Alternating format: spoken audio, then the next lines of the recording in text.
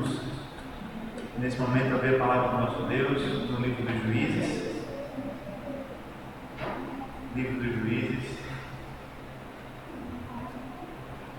capítulo 11. Nós vamos fazer a leitura a partir do versículo 29 até o versículo 40. Nós temos o privilégio de, no dia de domingo, no dia do Senhor, poder descansar dos nossos trabalhos comuns e nos dedicarmos ao trabalho, ao serviço de adoração ao Senhor. Isso é um privilégio. E dentro desse privilégio nós temos uma outra graça, que é a de ouvir a palavra do Senhor sendo pregada aos nossos corações. Poder ler a palavra, poder compreender o que ela nos diz, e então poder ter a palavra sendo aplicada aos nossos corações. Nós vamos fazer isso a partir do texto de Juízes, como já falamos, especificamente no capítulo 11, a partir dos versículos 29 ao 40, será a leitura e também será o texto da nossa exposição, o texto da nossa meditação nessa manhã.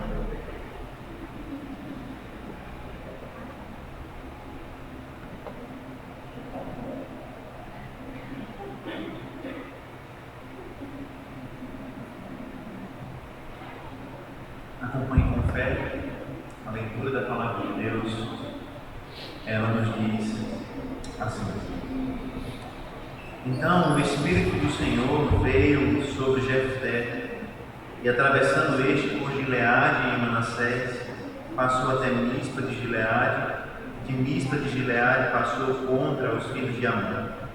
Fez Jefté um voto ao Senhor e disse: Se com efeito me entregares os filhos de Amon nas minhas mãos, quem primeiro da porta da minha casa me sair ao encontro, voltando eu vitorioso dos filhos de Amon, esse será meu Senhor, e eu o verei em holocausto.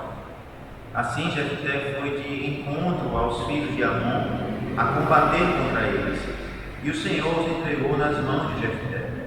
Este os derrotou desde Aroé até as proximidades de Mínique, 20 cidades ao todo, e até Abel-Queramim, e foi muito grande a derrota.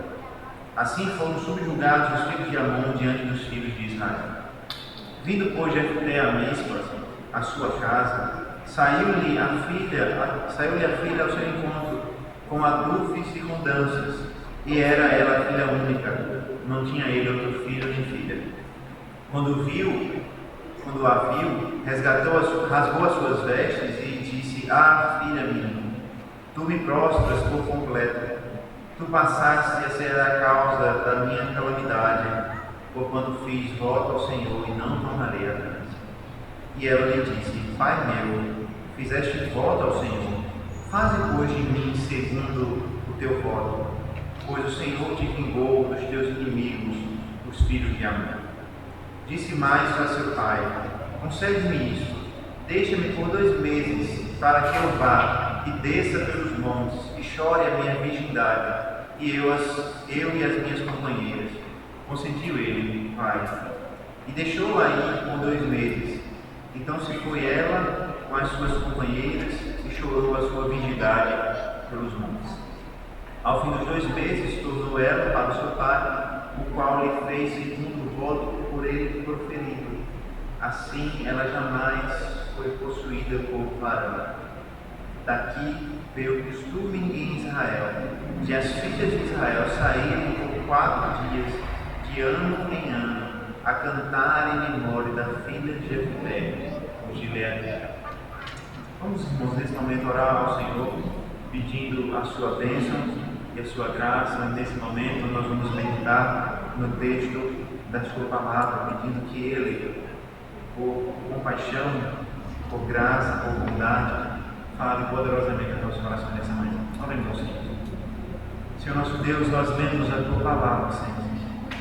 A Tua palavra que muitas vezes nos revela histórias tão complexas, histórias que trazem reviravoltas inesperadas, histórias que trazem atitudes sábias e outras atitudes incoerentes com a Tua palavra, histórias que nos revelam, Senhor Deus, como o Senhor age no meio de um povo pecador tão falho muitas vezes. Ó Deus, nos ajuda, Pai, a ouvirmos a Tua voz em textos que desafiam a nossa mente e principalmente desafiam o nosso coração. Nos ajude, Senhor Deus, a ouvir a Tua voz em um texto que é difícil de ser compreendido e especialmente é difícil de ser aplicado em nossas vidas.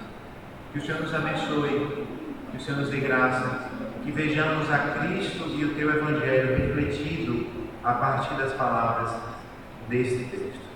Que o Senhor nos ajude, nos conceda coração humilde diante da Tua palavra, para ouvirmos a Tua voz e pela Tua voz sermos edificados.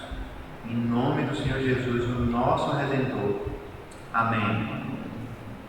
Irmãos, nós temos acompanhado a história de Jefté, nós temos chegado ao fim dessa história hoje e no próximo domingo. E nós temos visto como Jefté é de fato um personagem complexo.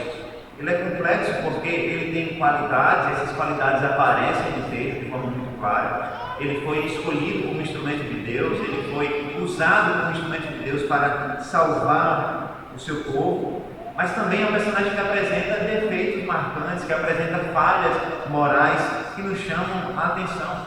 Ele liderou um grupo de criminosos, um grupo de homens sem valor, na palavra de Deus.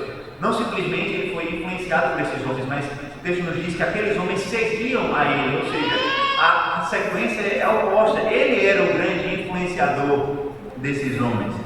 Além disso, Jefté parece negociar os termos para ser o libertador de Deus. Ele não aceita logo de primeira ser o libertador de Israel, sem que antes seja prometido a ele o poder de governar sobre a nação de Israel, coisa que nenhum dos juízes anteriores, pelo menos anteriores a Gideão, haviam exigido. Além disso, ele negocia de forma estranha, no mínimo, com o rei dos Amonitas, demonstrando um excelente conhecimento da história de Israel, por outro lado, demonstrando um conhecimento defeituoso a respeito de quem é Deus, de quem é o Deus dos Amonitas. Enfim, nós temos em Jefté um personagem que não é muito fácil de ser compreendido. Nós temos qualidades, defeitos, nós temos ações corretas, ações incorretas. O personagem não é fácil de ser compreendido. E simplificar dizendo que ele é bom ou mau seria ir muito além do que o texto da palavra de Deus nos diz. O que a palavra de Deus nos mostra é um personagem complexo, com defeitos, com falhas, com virtudes, mas também com erros, com vícios terríveis. Como nós já começamos a perceber, a história de Jefté é marcada por duas características que vão se repetindo ao longo dela: os juramentos precipitados e os conflitos. Nós temos visto que a história de Jefté começou com o primeiro conflito, o conflito entre Deus e o seu povo, quando Deus questiona o seu povo, porque todas as vezes eles se arrependem, ou pelo menos parecem se arrepender, clamam pelo favor de Deus, mas na verdade voltam sempre a cometer os mesmos pecados. Depois desse conflito inicial, que está registrado no capítulo 10, nós temos o primeiro voto precipitado da história, quando os anciãos, os líderes do povo de Deus, os líderes de Israel, fazem um voto precipitado. Aquele que vencer, ou aquele que nos liderar na vitória contra o exército dos Amonitas, esse será governador entre nós. Sem pensar nas consequências de quem poderia ser esse homem. Logo em seguida, então, nós temos o conflito entre esses anciãos e Jefté. Os anciãos querendo oferecer a Jefté menos do que haviam prometido, e Jefté batendo o pé e dizendo: eu só vou servir como libertador do povo se eu receber aquilo que foi prometido, que é justamente o cargo de governador de Israel. Na última semana nós falamos de um conflito mais particular, o conflito entre Jefté e o rei dos Amonitas. Jefté finalmente aceitou a tarefa de libertar o povo de Deus. Jefté finalmente aceitou a tarefa de ser o grande responsável pela salvação do povo de Deus. Mas ele não decide ir logo para o confronto físico, ele decide não ir logo para a batalha em si. Ele começa a travar a sua batalha por meio da diplomacia, por meio da conversa, por meio do diálogo. E nós vemos então um conflito entre ele e o rei dos Amonitas, onde o rei dos Amonitas acusa Israel Jefté mostra que na verdade Israel era inocente e os culpados eram de fato os amonitas. E no fim das contas, o diálogo termina dizendo que o rei dos amonitas não deu ouvidos a Jefté, ele não ouviu a Jefté de forma alguma. Nós vimos então nesse contexto que nós podemos sim usar o nome de Deus, e podemos usar o nome de Deus até mesmo para negar a verdade, que foi o que aconteceu em alguns dos amonitas do próprio Jefté. Hoje nós vamos ver a continuidade desses votos precipitados e desses conflitos. Contudo, hoje nós vamos ter um conflito muito claro quando finalmente o Jefté vai enfrentar o rei dos amonitas, vai enfrentar os amonitas. Mas esse não é o conflito mais importante e nem é o conflito que toma mais tempo no final do capítulo 11. Apesar desse ser um momento tão esperado, o momento da guerra, o momento da batalha, o grande conflito que vai acontecer no final desse capítulo 11 é o conflito entre ele e a sua própria filha. Quando ele tem que levar a sua filha a cumprir um voto que não foi ela quem fez, mas ele havia feito. Nós temos então conflitos, votos precipitados, que nós poderíamos dizer não só votos precipitados, votos manipuladores, como nós vamos observar aqui. Por isso, irmãos, nós vamos continuar para encerrar pelo menos esse momento do ciclo de Jefté, observando, meditando sobre como nós podemos usar o nome de Deus para cometer erros terríveis. Nessa manhã nós vamos ver como nós podemos usar o nome de Deus para fazer votos manipuladores e precipitados. Observe que o versículo 28, irmãos,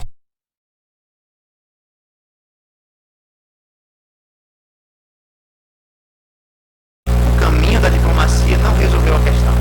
Em outras palavras, a conversa que Jefté tentou e teve com o rei dos amonitas não trouxe a solução para o problema. Muito pelo contrário, a guerra de fato iria acontecer. A diplomacia não resolveu, a conversa não resolveu, o diálogo não resolveu.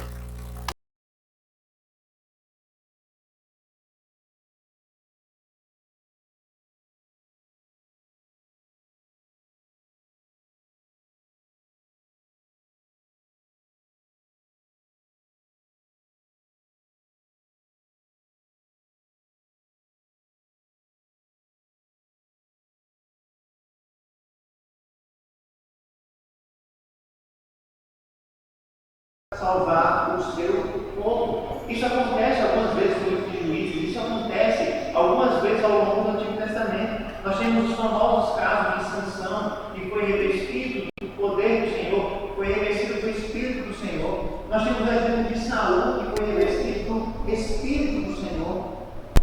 E nesse momento nós percebemos, ao olhar para a vida desses homens, que essa capacitação do Espírito de Deus não era sinônimo de espiritualidade, de piedade, ou de alguém cheio do Espírito, como o apóstolo Paulo vai falar tanto em Efésios como em Colossenses. O que nós vimos é que essa tomada do Espírito Santo é para obras específicas.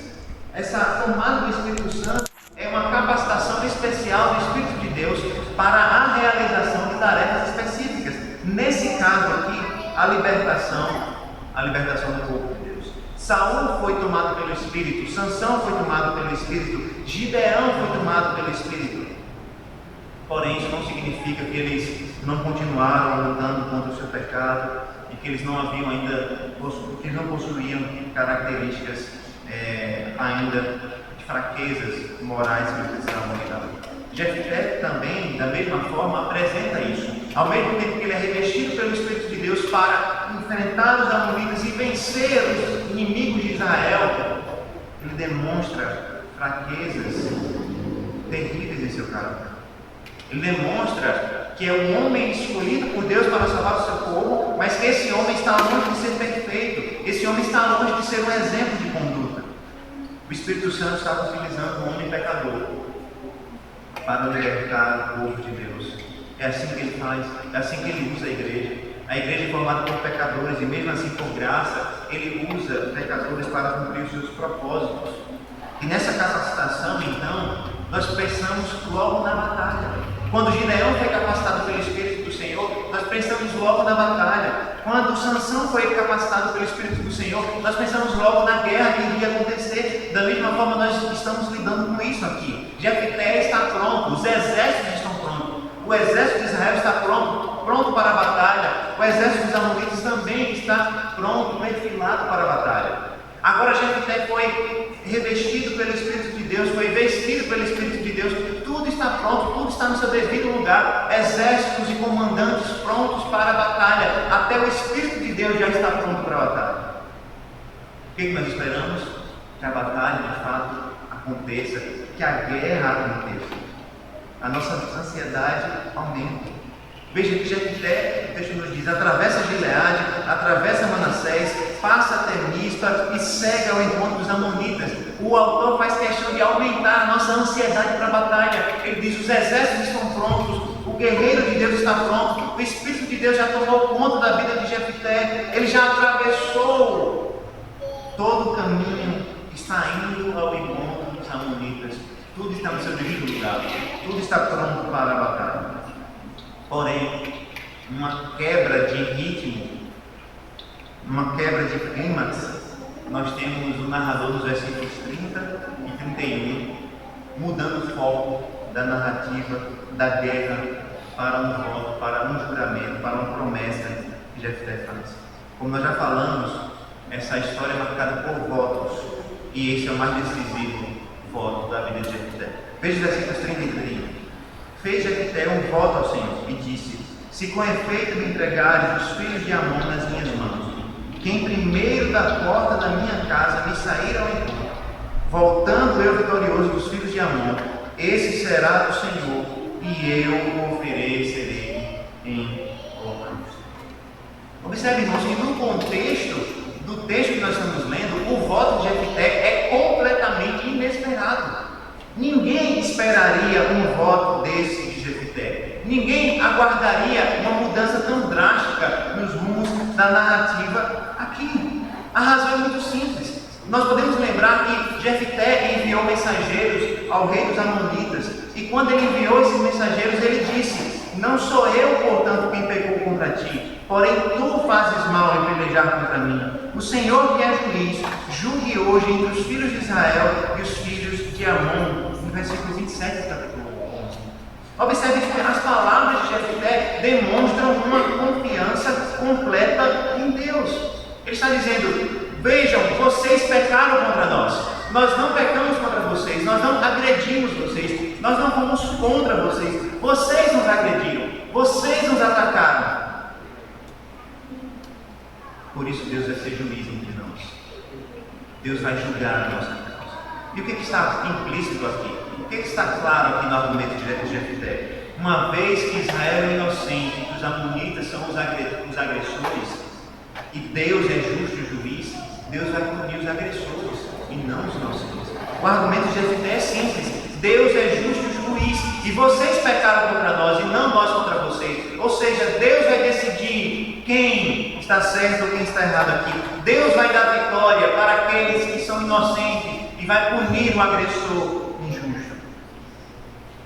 Só que o voto de Jefté vai de encontro às suas próprias palavras, porque ele afirma que Deus é justo, ele parece confiar na justiça de Deus, ele parece ter plena convicção de que os amonitas pecaram, e de fato os amonitas pecaram, de fato os amonitas foram agressores injustos, e ele está plenamente confiante de que Deus vai agir em favor do seu povo. Mas parece que ele não está tão confiante assim como as suas palavras parecem mostrar, porque nós temos no Jefté que faz um voto, e nesse voto Jefté transpira desconfiança, transpira falta de fé em Deus. Ele diz: se com efeito me entregarem os filhos de Amon nas minhas mãos, então eu farei isso. Irmãos, como nós já vimos, tudo indicava a vitória de Israel. Jefté sabia disso, Jefté havia falado sobre isso, o Espírito de Deus havia tomado conta de Jefté, e o Espírito de Deus não pode perder a batalha. Tudo já estava mostrando a Jefté que a vitória já havia sido conquistada. Tudo já mostrava que Deus seria com ele, que Deus daria vitória. Não há motivos nenhum para Jefté levantar essa hipótese. Se o Senhor me der vitória, como assim se? Deus já havia mostrado com todas as pistas possíveis que ele daria a vitória. Era uma certeza. O Espírito de Deus já estava agindo, e quando o Espírito de Deus age, não há derrota para o Senhor. Mas Jefté diz: se o Senhor me conceder vitória, então eu vou oferecer o primeiro que sair da minha casa em sacrifício, em holocausto. A vitória que parecia ser certa nos lábios de Jefté alguns versículos atrás já não é tão certa assim. Ele precisa fazer uma promessa para Deus. Ele precisa fazer um voto a Deus para confirmar essa vitória no seu coração. E aqui, irmãos, nós temos um texto difícil para lidar, não é um texto fácil. É um texto que tem tomado conta das reflexões da igreja durante toda a sua existência, desde os judeus até o povo de Deus na nova aliança. E há grandes questões aqui que nós temos que trabalhar. A primeira questão que nós devemos tratar é a respeito dos motivos e o teor do próprio voto de Jefté. Nós temos divergências aqui a respeito de qual é o teor desse voto. Muitas perguntas permeiam essa passagem. A primeira, o voto foi precipitado ou não? Segundo, foi uma tentativa de manipular a Deus? Terceiro, o que foi prometido? Foi o sacrifício de um animal ou o sacrifício de um ser humano? Quarto, esse sacrifício deve ser entendido de forma literal, como a morte de uma pessoa, ou não, como uma consagração, uma linguagem figurada para demonstrar a consagração de alguém por meio da virgindade, por meio do não casamento. São perguntas que não têm respostas simples. No entanto, eu creio que mesmo nos textos mais difíceis e preocupantes da palavra de Deus, nós podemos ser iluminados por ela, pelo Espírito do Senhor. O primeiro passo, então, é compreender o que motivou a Jefté. E aqui, irmãos, veja, talvez a linha desses argumentos muitas vezes se torne complexa, uma vez que nós não temos tanto tempo assim, e nós temos que partir, então, para eles. Por isso eu peço que os irmãos prestem atenção nos argumentos e que os irmãos tentem então juntar as peças juntamente comigo. O primeiro passo é compreender o que motivou o voto de Jefté. Alguns autores entendem que foi um voto precipitado, ou seja, que Jefté, de forma irrefletida, sem pensar, tomou a decisão de fazer esse voto. Outros autores sugerem que ele tentou manipular a Deus. Como ele tinha dúvidas a respeito da vitória na guerra, ele tentou fazer um voto para manipular a Deus. Algo muito parecido com aquilo que nós vemos hoje em dia, quando pessoas fazem promessas a Deus para tentar ganhar favores. Se eu receber isso, então eu vou fazer isso ao Senhor. Se eu fizer isso, se o Senhor fizer isso na minha vida, então eu vou fazer isso para o Senhor. Há outros irmãos, então, que entendem que esse voto nem foi precipitado e nem foi um voto manipulador, mas foi algo pensado coerentemente, de acordo com a palavra de Deus, nos termos da consagração ao Senhor. Ou seja, que Jefté, de forma piedosa, ofereceu a sua filha em consagração ao Senhor, não para a morte, claramente, mas sim para uma vida dedicada ao Senhor pelo não casamento. Sem dúvidas, irmãos, essa última opinião, essa última opção é a mais difícil de ser sustentada, segundo o texto que nós lemos. Primeiro, porque mesmo que se compreenda que o sacrifício é figurado, ou seja, que não envolvia a morte da filha de Jefté, o fato dela não casar, ainda assim, sugere lamento. Observe, se o voto não envolve a morte, se o voto só envolve o casamento, por que Jefté lamenta? Se ele não foi precipitado, se ele agiu de forma piedosa, coerente com a palavra de Deus, por que ele lamenta? Por que ele rasga as suas vestes? Rasgar as vestes é sinal de luto, é sinal de tristeza, é sinal de arrependimento. Quando o povo de Deus se arrependia do que fazia, ele rasgava as suas vestes. Quando alguém chorava por um morto, como muitas vezes nós vemos na Escritura, eles rasgavam as suas vestes. Por que Jefté rasga as suas vestes? E o texto nos diz que ele está angustiado pelo seu filho. Se o voto não foi precipitado, se o voto não trouxe sofrimento para Jefté e para a sua filha, não havia razão para choro, não havia razão para rasgar as suas vestes, não havia razão alguma para angustiar a sua alma. Observe, irmãos, Jefté poderia ter dito apenas isso: eu oferecerei um sacrifício ao Senhor quando o Senhor me fizer voltar seguro da batalha. Teria resolvido a questão. Ele teria dito: Senhor, eu vou oferecer um sacrifício para o Senhor quando eu voltar da batalha seguro. Mas ele não disse isso, pelo contrário, ele acrescentou uma qualificação do que ele ofertaria. Ele diz: eu vou oferecer não qualquer sacrifício, eu vou oferecer quem primeiro da porta da minha casa me sair ao encontro, sem saber o que sairia ao seu encontro. Isso é, irmãos, claramente uma demonstração de precipitação, que leva ao seu choro e ao lamento da sua filha. Além disso, irmãos, nós precisamos lembrar: Deus não pediu voto algum. Deus não pediu, Deus não exigiu nada de Jefté. Jefté, por livre e espontânea vontade, decidiu oferecer a Deus algo que Deus não pediu. Nós não podemos pensar, irmãos, que Deus pediria algo dessa maneira. Lembra que quando Deus pediu o filho de Abraão, o filho de Abraão não foi morto, porque Deus ofereceu um cordeiro ou um carneiro em seu lugar, mas porque naquele caso Deus havia pedido o filho de Abraão. Nesse caso, Deus não pediu nem a filha, nem os animais, nem nada que pertencesse a Jefté. Pelo contrário, Deus agiu de forma graciosa. A vitória é sua. Jefté acrescentou algo que Deus não havia pedido, nem havia exigido. Jefté, irmãos, claramente não pensou nas consequências das suas palavras. Quando ele disse: o que sair primeiro da minha casa, ele estava jogando uma moeda para cima, sem saber se cairia cara ou coroa. Ele não sabia o que iria sair da porta da sua casa. Isso só demonstra precipitação. Ele não pensou nas consequências das suas palavras, ele não refletiu sobre o que poderia acontecer. Ele teria sido muito mais prudente se ele tivesse dito: quando o Senhor me der a vitória, eu vou oferecer um sacrifício ao Senhor. Como Abraão fez quando conseguiu vitória sobre os reis em Gênesis. Ele ofereceu sacrifício ao Senhor. Não é o que acontece aqui. O sacrifício de Abraão gerou alegria e louvor a Deus pela vitória concedida. O voto de Jefté gera angústia, choro e rasgar de vestes dele e da sua filha. Além disso, irmãos, nós temos uma ironia no texto, que a nossa tradução, na verdade toda tradução, impede de ver. A frase nos versículos 35 e 36, a frase "fiz o voto", literalmente significa abrir minha boca. Ou seja, a frase no versículo 35, "fiz o voto ao Senhor", literalmente diz: abri a minha boca ao Senhor.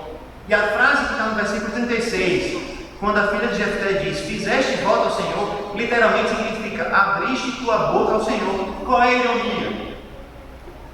A ironia é que o nome Jefté significa ele abre.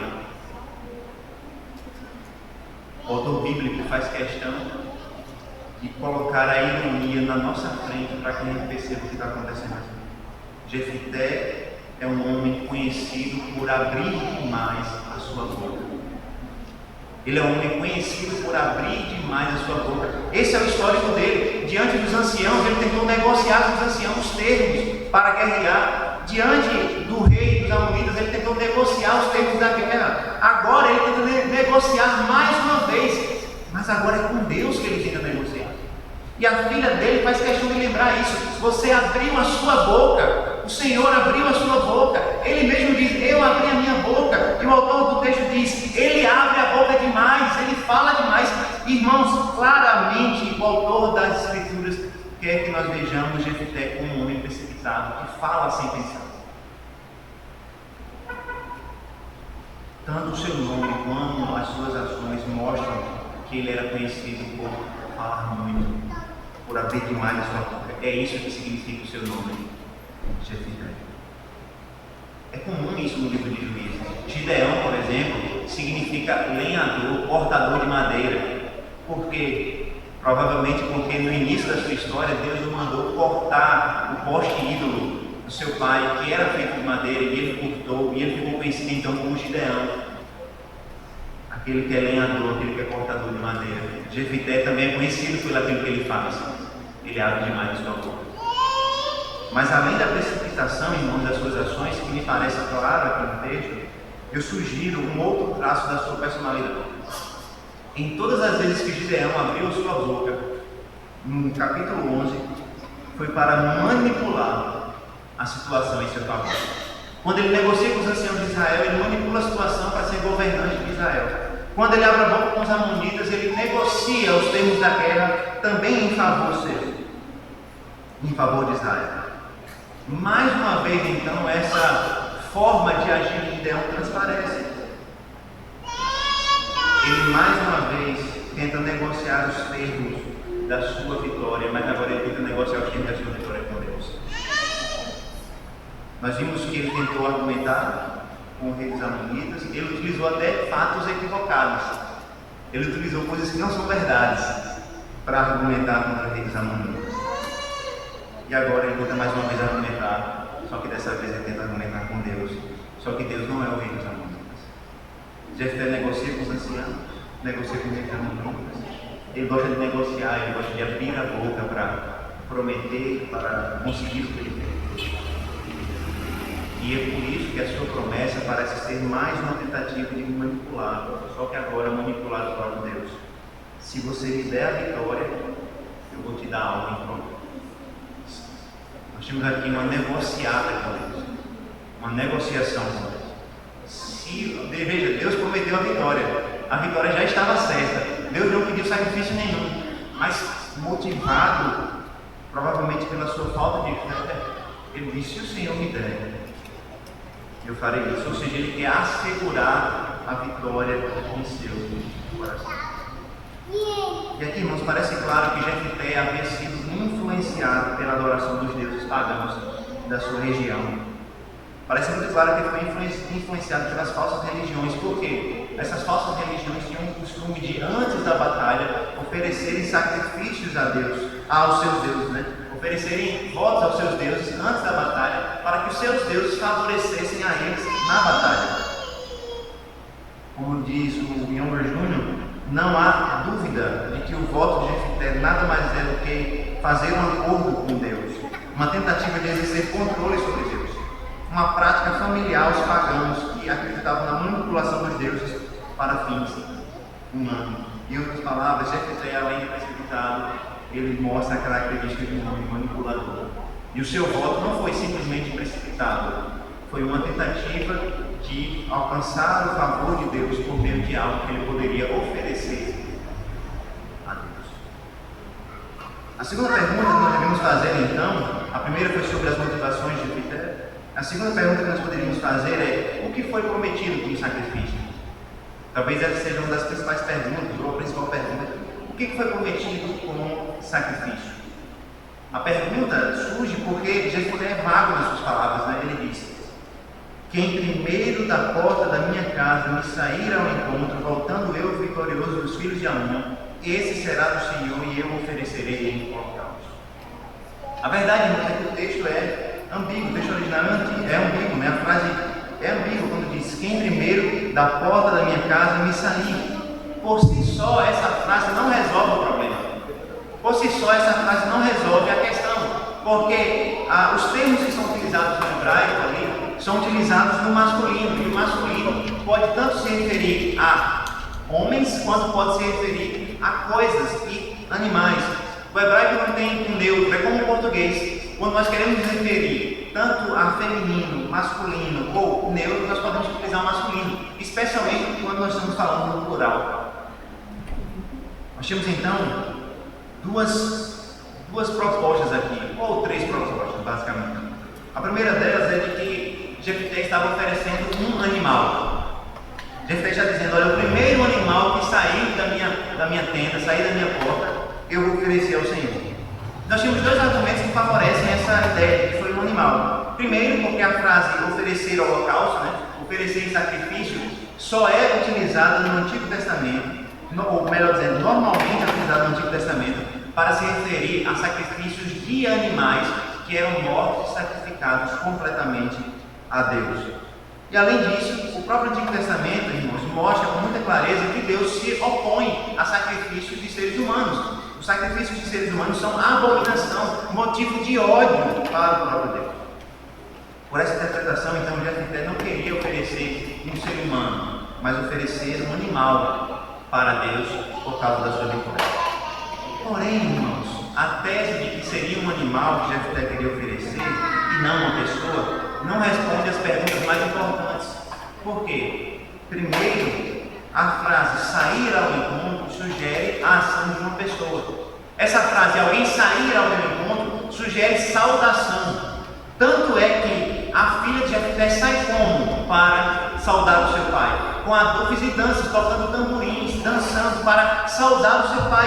A imagem, irmãos, é de que Jefté voltaria vitorioso e seguro da guerra, e então ele seria saudado com cânticos, com alegria, com parabéns pela sua vitória. Ou seja, nós temos a imagem de um guerreiro vitorioso voltando para ser saudado em sua casa. É muito difícil aplicar essa linguagem de saudação a um animal. É verdade que os animais eles nos recebem em casa, mas eles não nos saúdam pela vitória. Eles não nos saúdam como um guerreiro vitorioso, como a filha de Jefté faz. Ou seja, é muito mais fácil compreender que sair ao encontro ou oferecer saudações se refere a uma pessoa. Contudo, a pergunta mais inquietante é a seguinte: se Jefté prometeu a Deus a vida de um animal, qual é o motivo de toda a tristeza e choro? Porque se o voto de Jefté foi: Senhor, se eu vencer a batalha, eu vou oferecer ao Senhor um animal. Quando ele viu a filha dele, ele não deveria considerar a filha dele, porque ela não é um animal. Se ele disse: Senhor, eu vou oferecer um animal ao Senhor, quando ele viu a filha nem deveria entrar em cogitação. Se ele prometeu ao Senhor oferecer somente um animal, por que ele considerou a filha como uma opção para o seu sacrifício?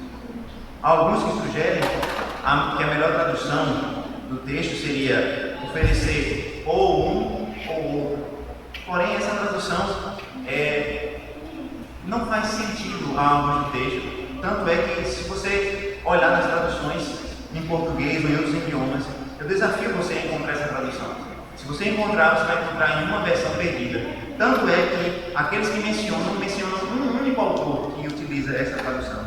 Não é uma tradução comum. A grande maioria dos autores e a grande maioria das traduções traduzem como oferecer em holocausto. Não um ou outro, mas apenas um. Ou seja, não parece que é um animal aqui. Parece que é de fato uma pessoa. Mas tem outras possibilidades. Ele pode ter oferecido um voto que incluía qualquer um. Talvez se ele tivesse dito: olha, o que sair da minha porta, seja um animal, seja um ser humano, quem sair primeiro, eu vou oferecer como sacrifício a Deus. Essa última tese, irmãos, é fortalecida pela forma ambígua como a frase está escrita, né? O que me sair primeiro?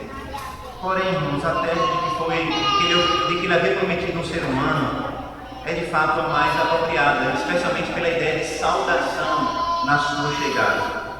No fim das contas, então, me parece mais provável que ele não tenha oferecido um animal, mas uma pessoa. E mesmo que ele tenha pensado em um animal, ou mesmo que ele tenha pensado em qualquer coisa que sair da casa dele, isso no fim das contas não importa. Porque um ser humano, a sua filha saiu. E mesmo quando foi um ser humano, a sua filha que saiu, ele não desistiu do seu voto. Se ele prometeu um animal primeiro, se ele pensou um animal ou um ser humano, no fim das contas não importa. No final das contas, quem foi sacrificado foi a sua filha. Ele não voltou atrás. Ele não demonstrou nenhum tipo de arrependimento do seu voto. Depois do seu voto, então, nos versículos 30 e 31, nós temos Deus concedendo vitória ao seu povo. Veja os versículos 32 e 33. Assim Jefté foi de encontro aos filhos de Isaac e Amon a combater contra eles. E o Senhor os entregou nas mãos de Jefté. Este os derrotou desde Aroé até as proximidades de Minite, 20 cidades ao todo, e até Abel-Queramim. E foi muito grande a derrota. Assim foram subjugados os filhos de Amon diante dos filhos de Israel. Não foi por causa do voto, mas porque Deus já havia demonstrado que ele venceria por Israel. Porque Deus já havia concedido o espírito dele para lutar por Israel. Israel então alcançou a vitória. Deus entregou nas mãos de Jefté e nas mãos dos israelitas os filhos de Amon. Mas você percebe, irmãos, que toda aquela preparação para a guerra, toda aquela preparação para a batalha. Não faz jus à descrição da batalha. A batalha é descrita de forma rápida em 2 versículos. Qual é a razão disso, irmãos? É porque a vitória de Deus é ofuscada pelo voto precipitado e manipulador de Jefté. Deus passou toda a primeira parte do capítulo 11 mostrando que haveria batalha. E quando finalmente chega o momento da batalha, 2 versículos apenas descrevem a batalha e logo ele volta a falar do voto. Ou seja, o voto é o tema principal da última parte do capítulo 11. Não do bom Deus. Veja o versículo 34 e 35 que descreve a chegada de Jefté. Vindo, pois, Jefté era mista à sua casa, saiu a filha ao seu encontro com adufes e danças, tamborins e danças, e era ela filha única, não tinha ainda outro filho nem filha. Quando a viu, rasgou as suas vestes e disse: Ah, filha minha, tu me prostras por completo, tu passaste a ser a causa da minha calamidade, aflição, angústia, porquanto fiz voto ao Senhor e não tornarei a dar. Note, irmãos, que o voto de Jefté esconde a vitória de Deus. A vitória de Deus fica apertada em 2 versículos. E o voto precipitado e manipulador é que toma grande parte da narrativa. A razão para isso, irmãos, é que o voto de Jefté é uma terrível demonstração da idolatria que havia entre o povo de Deus. Embora a nossa tradução não consiga captar, o autor faz questão de mostrar a surpresa de Jefté. A nossa tradução talvez não cabe, mas o termo utilizado no texto original mostra que Jefté ficou surpreendido, surpreso, quando a sua filha chegou. Quando ele viu que era filha, ele tomou um susto. Ao ver que a sua filha saiu ao encontro, ele demonstrou susto, surpresa, mas também demonstrou angústia. A sua filha saiu alegre, tocando músicas, dançando, se alegrando pela vitória do seu pai. E diante disso, Jefté rasgou as suas vestes, chorou, lamentou profundamente. E o autor faz questão de lembrar que ela era a única filha. E parece que o autor está tentando esclarecer da forma mais clara possível, deixar o mais claro possível. Não é que ela era a única filha mulher. Ele não tinha mais nem filho nem filha. Ele era a filha única. Ele chora, lamenta pela sua filha. E depois ele decide manter a sua palavra. A resposta da sua filha, então, parece ser uma luz de piedade no meio de tanta inconsequência. Quando ela diz no versículo 36 e 37: Pai meu, fizeste voto ao Senhor, faze pois de mim segundo o teu voto, pois o Senhor te vingou dos teus inimigos, filhos de Amon. Disse mais a seu pai: concede-me isto, deixa-me por 2 meses para que eu vá e desça pelos montes e chore a minha virgindade, eu e as minhas companheiras. Ela ouve o seu pai, ela ouve as explicações da tristeza do seu pai, e as suas palavras mostram a sua inocência. Veja que o texto faz questão de frisar que a culpa era toda e completamente de Jefté. O voto não era dela. Quem venceu a batalha não foi ela. Os inimigos derrotados não eram os dela, mas era ela que pagaria o voto. Perceba, o texto faz questão de dizer isso. Ela diz: Pai, o Senhor fez voto ao Senhor. O Senhor vingou dos teus inimigos. Eu agora pagarei o voto que o Senhor fez. Justamente a única parte inocente da história seria aquela que pagaria pela precipitação do seu pai numa guerra que não era dela, de inimigos que não eram dela, de um voto que não era dela. A filha de Jefté então faz um pedido inusitado. Ela pede para ir com as suas amigas, com as suas companheiras pelos montes por 2 meses, para chorar e lamentar a sua virgindade, o fato dela não ter casado. E esse pedido, irmãos, leva a uma outra pergunta fundamental que nós deixamos para esse momento. O sacrifício da filha de Jefté deve ser entendido de forma literal como a sua morte, ou deve ser entendido figuradamente como uma consagração dela para o Senhor, pelo fato dela não se casar mais, dela não ter filhos, não gerar uma família. Eu creio que as considerações que já foram feitas apontam na direção de que o voto deve ser compreendido de forma literal, que esse voto envolvia a morte dessa pessoa diante de Deus, seja quem fosse a primeira que saísse. Certamente, Jefté não esperava sua filha, ele provavelmente esperava um escravo, um servo, alguém que estivesse na sua casa, mas certamente ele não esperava a sua filha. Mas além do que nós falamos, eu quero apontar algumas questões para afirmar a ideia de que era de fato uma pessoa que ele tinha. Primeiro, é fundamental, irmãos, entender o uso da palavra holocausto que aparece no versículo 31, né? Porque ele diz que eu vou oferecer em holocausto, e a palavra que é traduzida por holocausto também é traduzida como oferta queimada. Qual era a razão disso? Porque, em geral, as ofertas no Antigo Testamento elas não eram um oferecimento completo do animal. Geralmente você tirava as tripas, né? Você tirava as tripas, o fato, separava tudo isso aí. Depois você tirava a gordura, e aí você queimava a gordura e a carne. O holocausto era um pouco diferente. No holocausto você queimava o animal todo, não sobrava nada. A ideia é que você tirava algumas partes das demais ofertas para que o sacerdote comesse, e a outra parte era queimada, especialmente a gordura. Mas no holocausto não, no holocausto todo o animal era oferecido a Deus, não ficava nada para o sacerdote comer, nem para os levitas comerem, toda a oferta era queimada para Deus, toda a oferta era consagrada para Deus. E é justamente essa palavra aqui que é oferecida a Deus, que é oferecida, que é colocada no texto: oferecerei um holocausto para Deus. Ou seja, irmãos, essa palavra nos mostra que ele não pretendia que a consagração fosse apenas um voto, mas a morte, um oferecimento a Deus. Por exemplo, Ana ofereceu o seu filho Samuel a Deus, mas ela não utiliza a palavra holocausto, ela não utiliza a palavra sacrifício, oferta queimada, para oferecer o seu filho como profeta de Deus.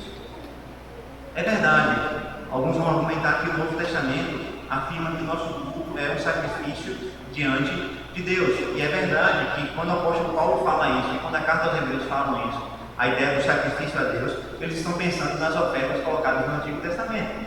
Contudo, é incorreto argumentar que a partir dessas passagens, a palavra holocausto aqui não inclui a ideia de morte. Pelo contrário, o argumento do apóstolo Paulo e o argumento do autor aos Hebreus, ao dizerem que o nosso culto é uma oferta de sacrifício a Deus, é porque houve uma primeira oferta de sacrifício a Deus, que foi o Senhor Jesus Cristo, que foi morto de fato. Ou seja, até mesmo quando o Novo Testamento utiliza a palavra sacrifício para falar do nosso culto, a morte está envolvida. Não a nossa morte, mas a morte do mediador, a morte do Redentor. Ou seja, a palavra sacrifício implica em morte. O nosso culto não representa a nossa morte, porque o nosso mediador morreu em nosso lugar. Ou seja, não há como não compreender que a palavra holocausto aqui não envolva a morte. A palavra holocausto envolve sempre a morte de alguém. No culto, não a nossa morte, a morte de Cristo, que é o nosso mediador. No caso aqui de Juízes 11, ela envolvia a morte da oferta, a morte da vida de Jefté. É verdade, irmãos, essa é uma verdade difícil de encarar, mas todo o contexto, toda a passagem sugere que Jefté iria oferecer a sua filha em sacrifício a Deus. A grande pergunta que nós podemos fazer então é: qual é a razão do texto falar sobre virgindade e falar sobre casamento? Por que a sua filha lamenta pela virgindade e pelo casamento e não pela morte dela? Eu creio que, como um autor chamado Bloch argumenta, a linguagem do casamento e da virgindade é utilizada aqui para suavizar os termos de uma morte tão terrível. Ou seja, o que nós temos aqui é um eufemismo. Ou seja, ao invés do autor mostrar o lamento por causa da morte dela, o autor demonstra o lamento por causa do fato dela nunca ter a oportunidade de se casar e gerar filhos. Ela vai morrer jovem antes do seu casamento, ela vai morrer virgem, sem gerar filhos, sem constituir uma família. Ou seja, o lamento pelo casamento, pela virgindade, é o lamento pela morte de alguém que vai morrer sem constituir família. de alguém que vai morrer sem ter filhos, sem se casar.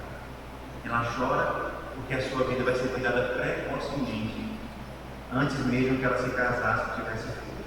Talvez, se ela já fosse casada, se ela já tivesse filhos, o sofrimento pela sua morte seria menor.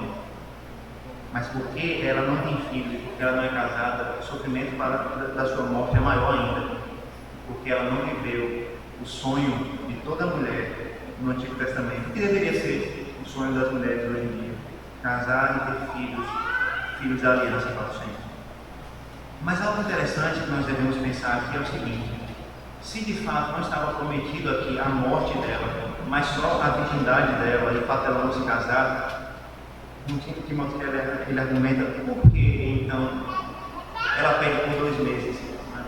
Porque veja, ela já era virgem, ela não era casada, ela não tinha filhos. Se o voto era para ela continuar virgem e não se casar, ela não precisava de 2 meses para lamentar e então voltar para cumprir o voto. Ela já poderia começar a cumprir o voto naquele momento. Na verdade, ela já estava cumprindo aquele voto. E ela poderia começar exatamente naquele momento, e ela poderia lamentar em qualquer outro momento da sua vida. Ela poderia passar a sua vida inteira lamentando. Ela poderia dizer: pai, eu vou começar a cumprir agora e depois eu vou viajar por 2 meses para cumprir os votos. O fato dela pedir 2 meses para lamentar e então voltar para cumprir só pode ser explicado se de fato a vida dela estivesse envolvida. Ou seja, ela precisava de 2 meses para chorar a sua morte, para quando voltasse, então ela. Se fosse apenas o fato dela não casar e a virgindade, não há razão para ela pedir esse tempo para lamentar. Ela teria a vida toda para lamentar a sua virgindade. Essa sequência, então, lamentar primeiro, cumprir o voto depois, aponta na direção do sacrifício humano, do sacrifício dela. Como nos diz os versículos seguintes, ela fez isso. Veja os versículos 38 a 40. Consentiu ele, vai, e deixou aí por 2 meses. Então se foi ela com as suas companheiras e chorou a sua virgindade pelos montes. Ao fim dos 2 meses, tornou ela para seu pai, o qual lhe fez segundo o voto por ele proferido. Assim ela jamais foi possuída por varão. Daqui então veio o costume em Israel, e as filhas de Israel saíram 4 dias de ano em ano a cantarem em memória da filha de Jefté. Certamente, esse é um costume difícil de explicar. Todo ano as mulheres de Israel saíram para lamentar, se fosse apenas pela sua virgindade, pelo seu casamento. Seria mais difícil de explicar que todos os anos as mulheres de Israel saíram para lamentar 4 dias, simplesmente porque a filha de Jefté não havia se casado. É muito mais compreensível que o lamento anual era porque ela havia morrido. Por 2 meses ela lamentou pela sua vida, e veja, por 2 meses Jefté teve tempo para refletir sobre o seu voto precipitado, para voltar atrás. Veja, ele abre e diz: eu prometi ao Senhor e eu não vou voltar atrás. E aparentemente isso parece piedoso, porque está dizendo: eu prometi ao Senhor e eu vou cumprir. E é verdade, o texto de Números 30 nos diz que aquele que quebrar o voto ao Senhor, aquele que quebrar uma promessa ao Senhor, está pecando, porque aquele que prometeu deve cumprir. Porém, irmãos, se o voto é pecaminoso, se a promessa é pecaminosa, ela não deve ser cumprida. Ou seja, se alguém promete pecar contra Deus, se alguém faz um voto que é pecar contra Deus, ele deve se arrepender do seu voto e pedir perdão. Se alguém faz um voto a Deus e diz: Senhor, eu vou matar essa pessoa, ele diz: Senhor, eu me arrependi, mas como eu prometi ao Senhor, eu vou ter que matar. Não faz o menor sentido. O correto é se arrepender do seu pecado, pedir perdão pelo voto precipitado e não aumentar a desgraça que poderia ser causada pelo seu voto. Jefté preferiu ser fiel ao seu voto, ser fiel ao seu erro, ser fiel ao seu pecado. Abre Deuteronômio capítulo 12, versículo 31. Deuteronômio capítulo 12, versículo 31.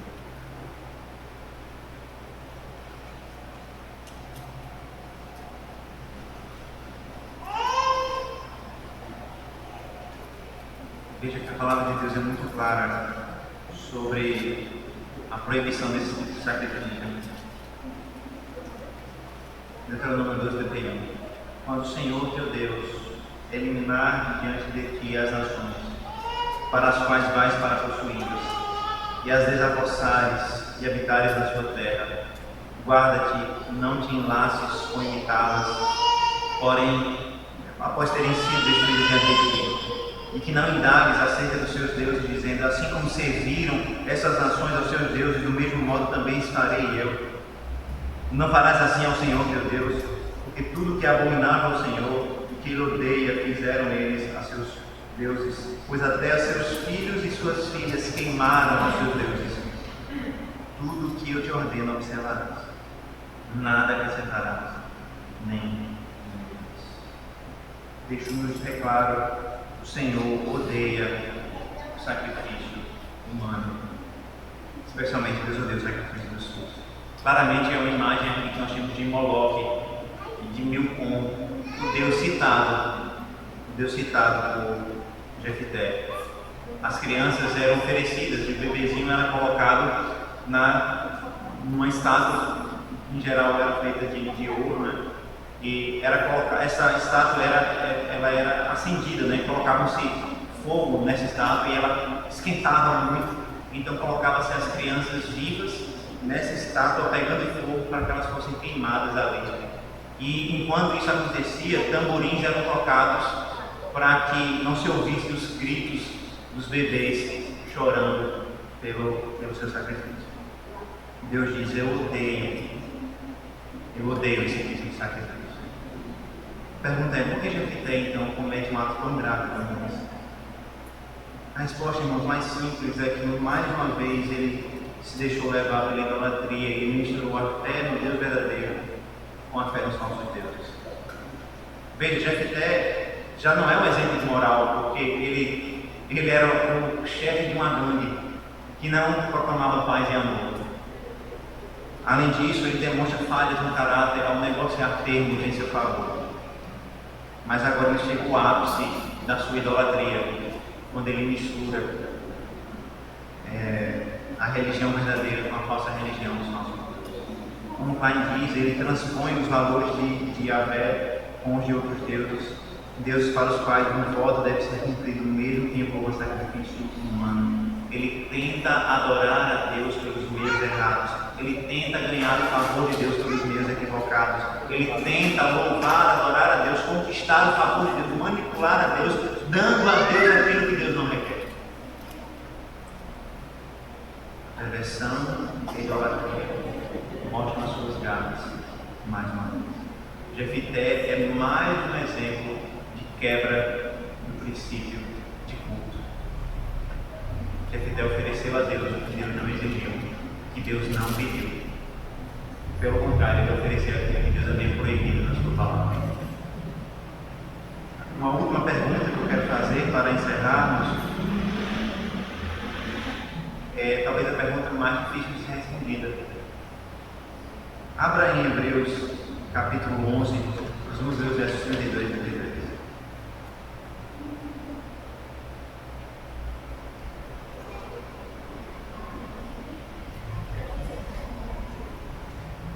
Hebreus 11, 32 ao 34. Jefté é um daqueles que aparece na galeria da fé. Deixa eu dizer assim: depois de citar Abraão, depois de citar os patriarcas, depois de citar Moisés, ele cita no versículo 32: o que mais direi? Certamente me faltará tempo necessário para referir o que há a respeito de Gideão, de Baraque, de Sansão, de Jefté, de Davi, de Samuel e dos profetas. Veja agora o versículo 33. Os quais, por meio da fé, subjugaram reinos, praticaram a justiça, obtiveram promessas, fecharam a boca de leões, extinguiram a violência do fogo, escaparam da espada, da fraqueza tiraram força, fizeram-se poderosos em guerra, puseram-se em fuga exércitos e estrangeiros. Jefté é elogiado pela sua fé. Irmãos, isso nos assusta e deve nos assustar, porque a graça de Deus, ela é assustadora.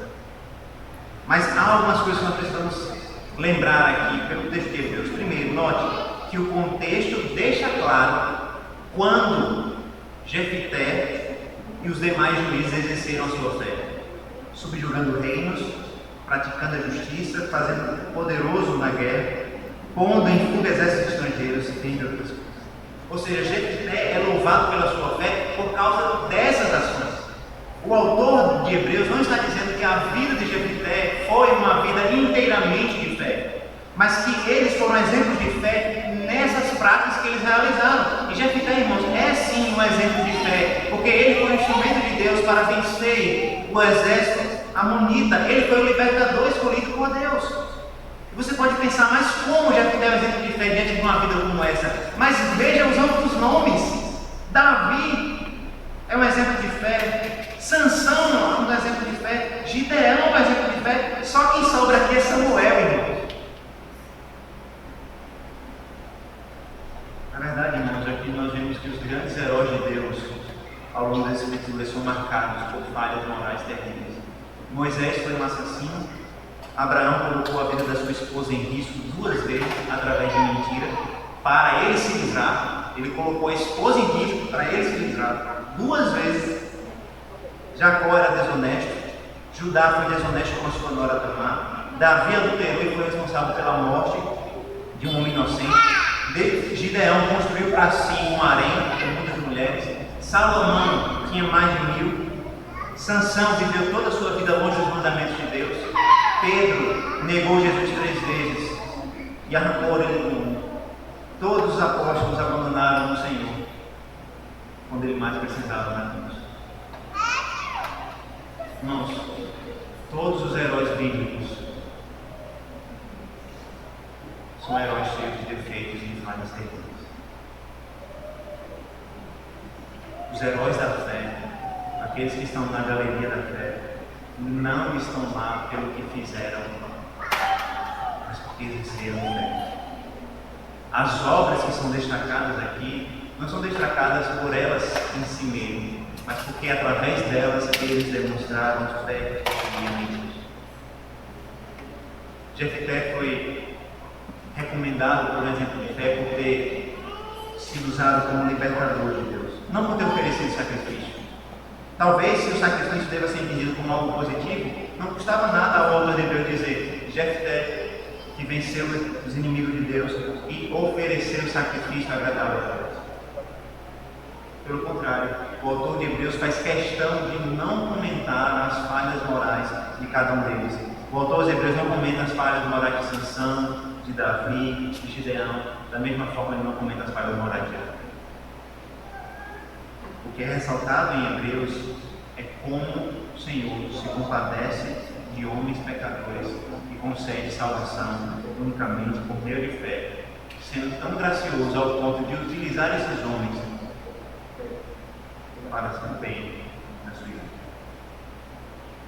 No fim das contas, irmãos, nós devemos lembrar que a filha de Jefté foi entregue pelo voto precipitado do seu pai, pelo pecado do seu pai.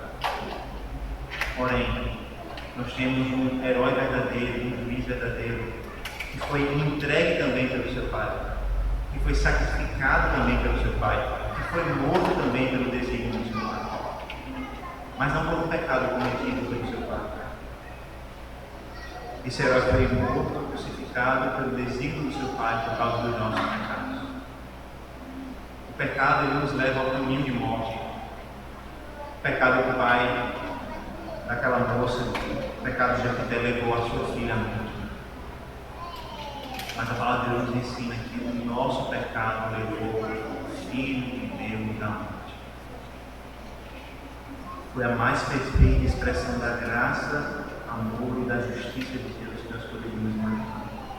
Esse Filho foi sacrificado, oferecido como holocausto, como oferta queimada em nosso lugar por causa do nosso pecado.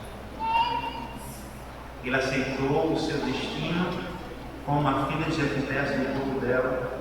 E ele disse: eu vou ser oferecido, eu vou morrer pelos pecados. Isso ele fez em nosso lugar, em nosso lugar. Para que pecadores como eu, para que pecadores como você, para que pecadores como Davi, Sansão, Abraão, Jacó e tantos outros pudessem ter vida e esperança verdadeira. A história de Jefté nos mostra aonde o pecado pode nos levar. A história de Jefté nos leva diretamente para Cristo, que é onde a morte, por causa dos nossos pecados, é expressa de maneira mais clara possível.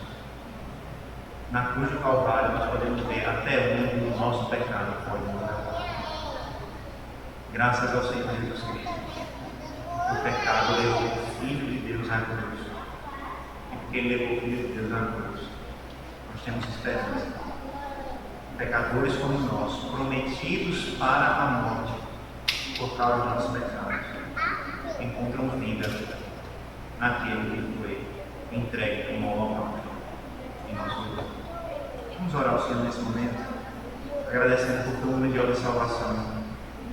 Salvação de pecadores pela graça, salvação de pecadores pelo holocausto, pelo sacrifício completo do Senhor Jesus Cristo. Vamos orar.